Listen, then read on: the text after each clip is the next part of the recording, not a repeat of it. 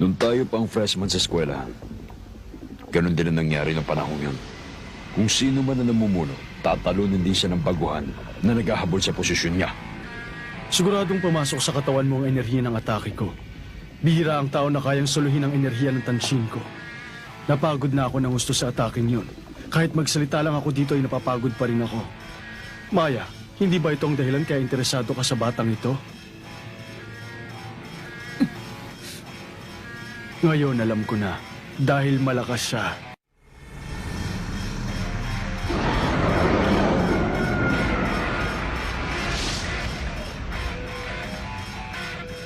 Matagal na ipon sa loob ng katawan ko ang enerhiyang yan. Kung tutuusin, ako lang dapat ang makakagamit niya. Kaya limitado lang ang atake na magagawa ko. Kapag tuloy-tuloy ang ataking gagawin ko gamit ang enerhiya ko, madali ako mauubusan ng lakas. Pero tingnan mo ang batang ito. Gumagaling ang mga sugat na natamo niya sa loob lamang ng ilang minuto. Ang enerhiya sa loob ng katawan niya ay walang hangganan at tumatanggap pa siya ng enerhiya galing sa atake ng kalaban niya. Sabihin mo sa akin kung saan nanggagaling ang enerhiya mo. Maya, sa palagay mo ba ay kaya talaga akong talunin ng batang ito? Nalampasan na ng batang ito ang pagsubok na hindi kinaya ng kapatid mo. Pasigit na malakas ang batang ito kaysa sa kanya. Hindi ba tama ako? Hindi mo ba nakikita ang dragon na umiikot sa katawan niya? Kuya.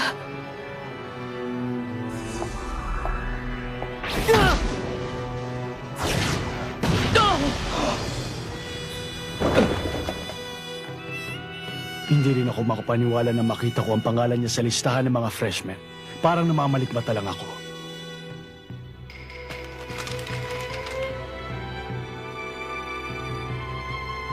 Nagi. Si Suichiro Nagi nandito. Kapamilya ng mga Kenmu. Balik kamag-anak niya ang panganay ng mga Kenmu. Kasama siya sa angka ng mga halimaw na kumakain ng tao. Mga halimaw. Mga halimaw na kumakain din ng kapwa nila halimaw. Masigit na malakas ito kaysa sa akin o kay Masataka.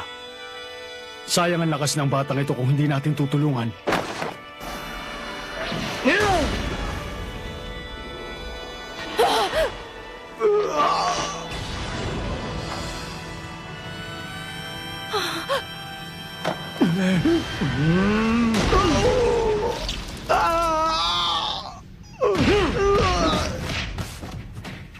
Imposible to.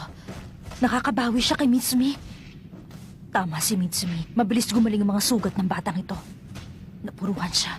Ngayon nakakalaban na siya ulit. Hindi kaya kapareho niya yung taong dumating 2 years ago. Bata, ikaw nga ba talaga? Bata! Itigil mo yan! Hindi ka talaga nag-iisip, Maya. Gusto mo bang may tapusin na naman akong mahal mo sa buhay? Maraming tao sa mundo ang may walang hanggang enerhiya. Pero ang taong ito, ang enerhiyang nasa loob niya ay kakaiba. Enerhiyang nasa anyo ng santo, dragon, diwata o espiritu. Sa dami ng pangalan, akala mo magkakaiba, pero ang totoo ay isa lang sila. Sila ang chi na nagtatago sa hangin at sa mga puno. Ang tawag ng iba sa kanila ay mga masasamang espiritu. Ang mga masasamang espiritu lamang ang may kakayahan na gumamit o umipon ng ganyang katinding enerhiya. At ang nasirang kapatid mo ay isang masamang espiritu. Masamang espiritu ang tumapos kay Shin. Ang batang ito ang susunod. Todo High School 3rd year. Founder of Enforcement Team President, Mitsumi Takayanagi. Sige! Awatin mo na sila, Maya. Siniseryoso na ni Mitsumi. Kahit nagaling ang bata sa angka ng mga halimaw na kumakain ng tao, hindi niya kaya si Mitsumi. Sigurado. Walang kaduda-duda. Mapapahamak ang batang to pag di ko sila inawat. Lamig muna! Bunschi! Ang init mo. Akala ko nilalagnat ka na eh. Kaya magpalamig ka muna dyan. Ano ba yung ginagawa mo? May usok na lumalabas dyan sa bibig mo kanina. Bakit ka ba nakikialam sa ginagawa ko? Kung makikialam ka lang, dapat ikaw yung namuno sa atake kanina. Sira ka ba? Di ba ikaw ang nagsabi sa akin na wala akong kailangan gawin bilang advisor ng enforcement team? Tsaka bakit? Gawain ba to ng mga estudyante?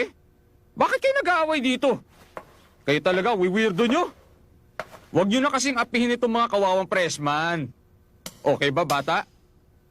Bata, Pambira. Tignan mo, nawala na sa sarili dahil sa ginawa mo. Reflex na lang ang gumaganti sa'yo. Tignan mo, kapag ako sumusuntok sa kanya, hindi siya gumaganti. Di ba? Aray! Apaloko ka! Tinutulungan na nga kita. Gaganyanin mo pa ako? Eh kung ikaw kaya, bigyan ko dyan, ha? Mitsumi! Magkaintindihan tayong dalawa, ha? Wala akong sinabing gusto kong balikan ang nakaraan.